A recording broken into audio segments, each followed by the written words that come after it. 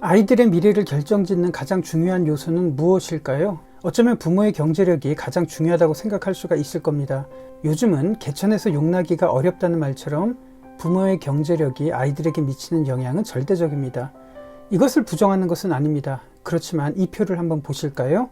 한국직업능력개발원에서 4,000명의 고등학교 3학년 학생들을 10년 넘게 추적하면서 관찰한 연구 결과입니다. 이 표는 우리들에게 많은 것을 생각하게 합니다. 4,000명의 학생들을 부모의 소득에 따라서 세 그룹으로 분류했습니다. 부모의 소득이 200만원 미만인 경우를 1그룹, 그리고 200만원에서 400만원인 경우를 2그룹, 400만원 이상인 경우를 3그룹으로 나눕니다.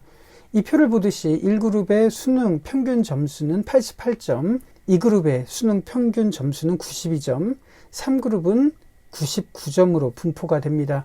각 그룹에서 한 권도 책을 읽지 않았을 경우 1그룹에서는 수능 평균 점수가 82점, 2그룹에서는 85점, 그리고 3그룹에서는 91점으로 분포가 됩니다. 이 통계를 보신다면 수능 점수와 가정의 경제적인 소득은 상당히 관련이 있다는 것을 알 수 있습니다.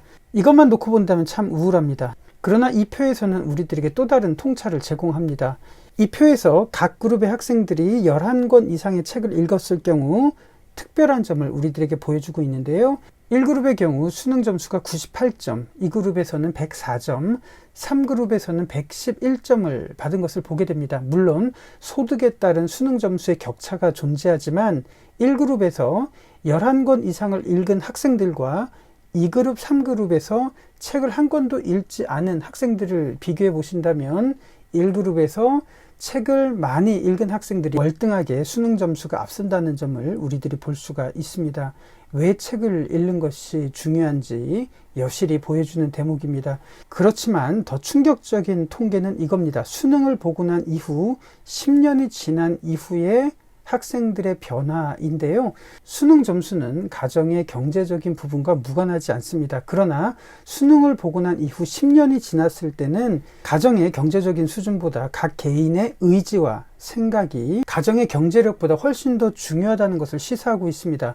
1그룹에서 책을 전혀 읽지 않은 아이가 10년 후에 괜찮은 일자리를 구한 비율은 21%에 불과하지만 11권 이상의 책을 읽은 아이들의 경우 좋은 직장을 구할 수 있는 확률이 42%로 증가합니다. 소득이 낮은 가정이지만 많은 책을 읽었을 경우 소득이 높은 가정보다 좋은 직장을 구하는 확률이 훨씬 더 높다는 점을 볼 수가 있습니다. 심지어 책을 많이 읽은 학생들의 경우 경제적인 차이가 큰 의미가 없다는 점을 우리들이 이렇게 보고 있는 거죠. 올해 저와 함께 인문고전 수업을 들은 학생들 중에서 많게는 30권 넘게, 그리고 적게는 10권 넘게 책을 읽었습니다. 그리고 퀀텀 읽기를 통해서 아이들이 많은 책을 몰입해서 독서할 수 있도록 훈련을 했습니다.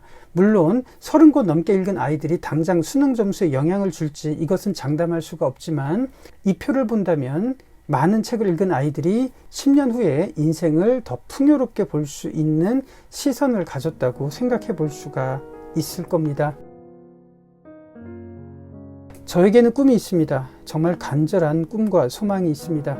아이들에게 지식을 주입하는 것이 아니라 미래를 선물하는 겁니다. 오지와 벽촌에 있는 아이들, 그리고 교육의 사각지대에 있는 아이들에게 책과 꿈과 생각과 그리고 성경의 가르침을 전하는 간절한 꿈이 있습니다.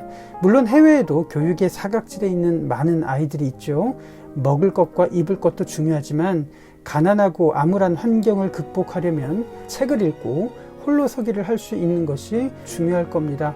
그것이 아이들에게 선물할 수 있는 미래이기 때문입니다. 더 많은 아이들이 책을 통해서 생각을 넓히고 환경을 극복하고 미래를 개척해 나갈 수 있는 것이 제가 꿈을 꾸는 미래입니다. 아이들에게 10년의 시간이면 500번의 주의를 경험합니다. 500권, 1000권의 책을 성경과 함께 읽고 생각할 수 있다면 그것이 아이들에게 물려줄 수 있는 미래가 아닐까요? 저는 소명학교에서 일주일에 80분 인문고전 수업을 했지만 책 읽기 방법을 통해서 어떻게 아이들의 생각이 바뀌고 독서 능력이 어떻게 향상되었는지 여러분들에게 소개하고 마치도록 하겠습니다. 독서를 대하는 제 태도가 제일 크게 바뀐 것 같은데 집중해서 볼 수 있었던 것 같아요. 한 번에. 뭐 그 집중이 안 됐던 기간이랑 지금을 비교해봤을 때 많이 차이가 있는 것 같아요. 어떻게 읽어야지 더 효율적으로 읽을 수 있는 방법을 제가 살면서 처음 알게 됐거든요. 책을 짧은 시간 안에 많이 읽을 수 있는 그런 변화들이 있었던 것 같습니다. 이게 퀀텀 읽기가 여러 단어를 한꺼번에 보는 능력이잖아요, 어쨌든. 근데 여러 단어를 한꺼번에 보려고 의식하고 노력을 하니까 확실히 좀 변화되는 부분이 있었던 것 같아요.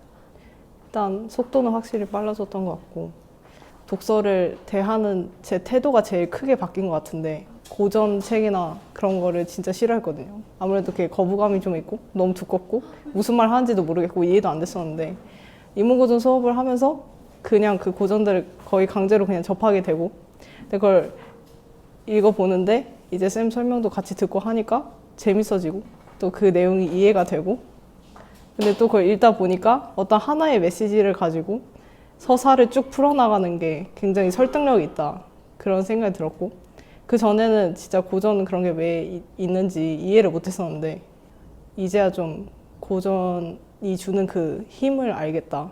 퀀텀 읽기 훈련을 계속 하니까 지문도 그냥 자연스럽게 그렇게 보게 되는 것 같아서 읽으면서 막 이렇게 내용을 되새기고 뭔가 이렇게 자세히 뭔가 집중해서 보고 하는 게 아니라 그냥 슉슉 넘겼었거든요.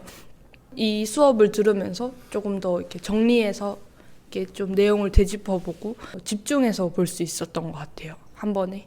그런 기억에 남게 좀 더 빨리 그런 읽는 훈련을 하는 것 같아서 되게 좋았고요. 뭐 어려운 영화가 나온다거나 뭐 과학 용어 나온다거나 그런 거 진짜 오래 걸려요.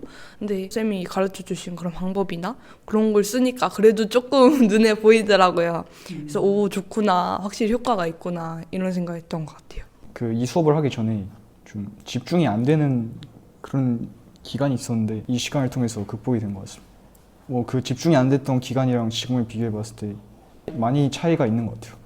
문학을 통해서 그 생각할 수 있는 사고의 폭이 읽으면 읽을수록 점점 넓어지는 것 같아가지고 저는 이제 어렸을 때부터 책을 읽었을 때 한 문장을 읽고 난 후에 다음 문장을 읽을 때 전 내용이 기억이 나지 않아서 이제 항상 위로 올라갔었는데 근데 제가 그 부분에 관해서 약간 큰 경각심이나 아니면 이게 잘못됐다는 생각을 별로 느끼지 못했는데 근데 제가 이번 연도 이제 초반부터 인문고전 수업을 하면서 이제 이 책을 제가 어떻게 읽어야지 좀 더 집중할 수 있고 좀 더 몰입할 수 있고 아니면 어떻게 읽어야지 더 효율적으로 읽을 수 있는 방법을 제가 살면서 처음 알게 됐거든요.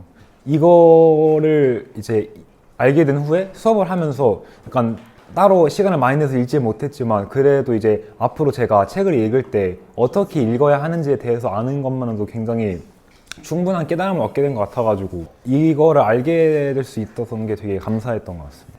다른 친구들보다 약간 소설이나 그런 되게 유명한 소설도 상대적으로 덜 읽어본 타입이었는데 근데 이번에 이제 누구나 다 알고 있는 다양한 소설을 읽어보면서 이 사람들이 되게 어떤 생각을 갖고 이 책을 썼고 그리고 또 어떤 가치관을 가지고 있었고 또 그 사람들의 어린 시절은 어땠는지를 알게 되면서 되게 다양한 그런 생각과 그리고 또 그 사람들의 벤치마킹 할 수 있는 기회를 얻게 된 것 같습니다.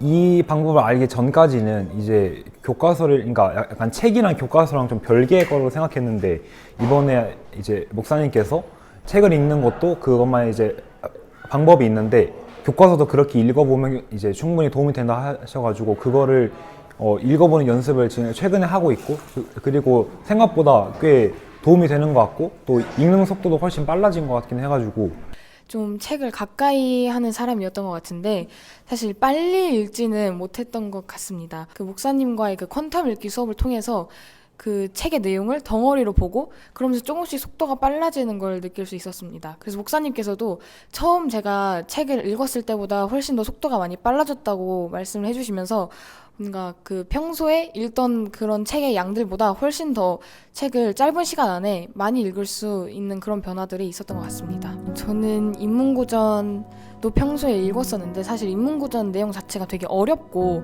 뭔가 사람들에게 이렇게 칭찬받고 많은 사람들이 읽어온 책들에는 항상 어떤 깊은 메시지나 교훈이 담겨있기 마련이어서 그것들을 평소에 좀 집중해서 읽었는데 이번 수업을 하면서 인문고전이 가지고 있던 그 메시지를 제 삶과 연결시켜서 좀 더 자연스럽게 풀어낼 수 있었던 것 같습니다. 그래서 단순히 과거에 있었던 어떤 한 사람의 이야기가 아니라 그 사람이 전하고자 했던 그 메시지가 지금 현대까지 이어져 오면서 현대의 우리 삶에 어떤 영향력을 끼치고 우리가 어떤 행동을 보이면서 변화를 해야 하는지, 그리고 지금 우리 삶에서 어떤 문제점이 제기되고 있는지를 계속해서 생각해 볼 수 있는 기회를 제공해 주었던 것 같습니다.